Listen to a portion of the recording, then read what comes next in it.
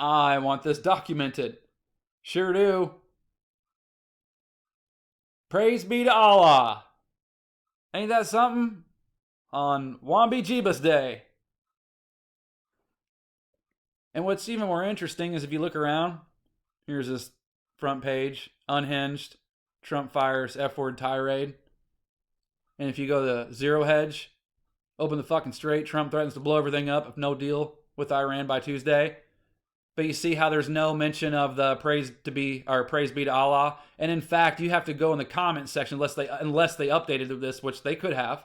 But whenever I read this, they didn't have anything about that. You had to go in the comment section to find out that he said this. And so in case you didn't catch the whole tweet or post, the U.S. president posted on Truth Social, Tuesday will be Power Plant Day and Bridge Day, all wrapped up in one in Iran. There will be nothing like it. Open the fucking straight, you crazy bitches, or you'll be living in hell. Just watch. Praise be to Allah. Says the Christian. That's what he says. Because that's how they act, right? So much wrong with this, I don't even know where to begin. I like how they always say when they're going to attack. Yeah, that's what you do, right? You tell your enemy, we're going to attack on this day. And I came out, remember, in 2020, August 1st to be precise, on my television show, the Lockdown Living Room Comedy Show, and told everyone how COVID was a big joke because it had a 98 to 99% survival rate, and how this was all basically a test run to see how easy it would be to convert America to Islam. Because there's only one religion that makes you cover your face, and that's Islam. And that's what they're forcing everybody to do. So I think that that's very strange. And I also couldn't get over the fact that just shortly before the declaration of the pandemic, or scamdemic, excuse me, he's over there in Saudi Arabia doing this, we got the whole world in our hands. And 19 of the hijackers in 9/11 were from Saudi Arabia. So it was real suspect. And anybody's been watching my channel or my television show for years, I never dropped it. I kept it up. I kept, just like with Epstein. Kept it up, and there's something, ended up being something to that Epstein, huh? And then now this.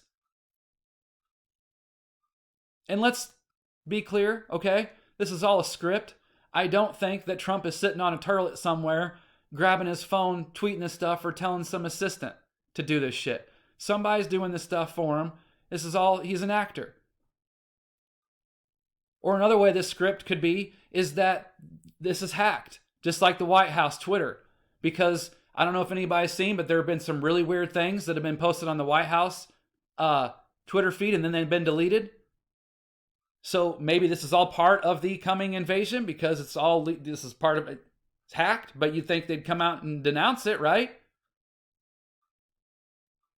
So anyway,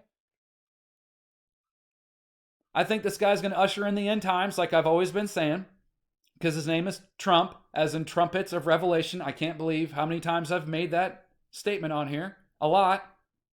And what I think is really going to happen is he'll get us into this shit so deep, right? And then he'll either be assassinated or his health will get him. The dude's going to die. And then there's going to be just this shitstorm left.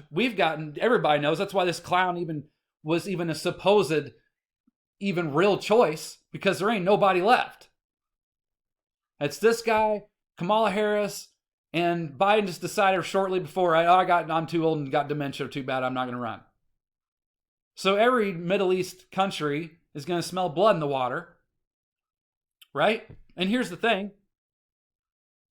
Just for fun, here's a timeline of potentially when all this can happen.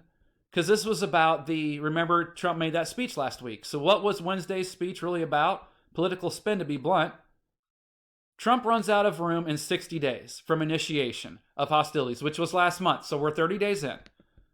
So Trump runs out of room in 60 days from initiation, or 30 days from basically today or so, with regard to any sort of offensive, and just 30 more to disengage and withdraw unless Congress either declares war or explicitly extends said authorization. But in a war deeply unpopular with Congress and the public, which this one is, it's a sort of Damocles. And all the bluster and bullshit aside, which is so funny, this was posted April 3rd, and all bluster and bullshit aside, a revolt over funding Trump cannot overcome. This guy, all this bluster and bullshit, and he comes out and does this. So I'm saying all this to say, I think within 30 days, we're going to see something big. And I think that we're going to wake up to $7, $8, $9 gasoline. They're going to tell you to stay home if you can, which I've said before. And what's really funny to me too is you guys see this. I've had this on my desktop. You see, date modified, June 16th of 2025, because there was just something that gave me the inkling. Like, I think this is the last one before the really big blow up. And I even hashtag contained. That's what I named it because I was going to post it on all my socials. I thought it'd be funny, but then I changed my mind. This is what I screenshotted. June 16th of last year. Dow retraces 500 points of Friday's 770 point skid as markets bet on contained Mideast conflict. And something about that contained Mideast conflict bet that just made me laugh out loud.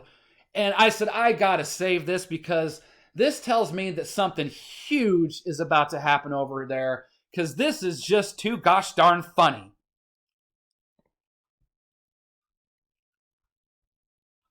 So we're in for a real treat is what I think I'm trying to say. And what have you done for love today? Because, see, it helps you see through all this shit. And everybody's going to get real caught off guard, just like they did in 2020, just like when I warned of them, or warned of it. So it should be an interesting, rest of the year and longer, to say the least.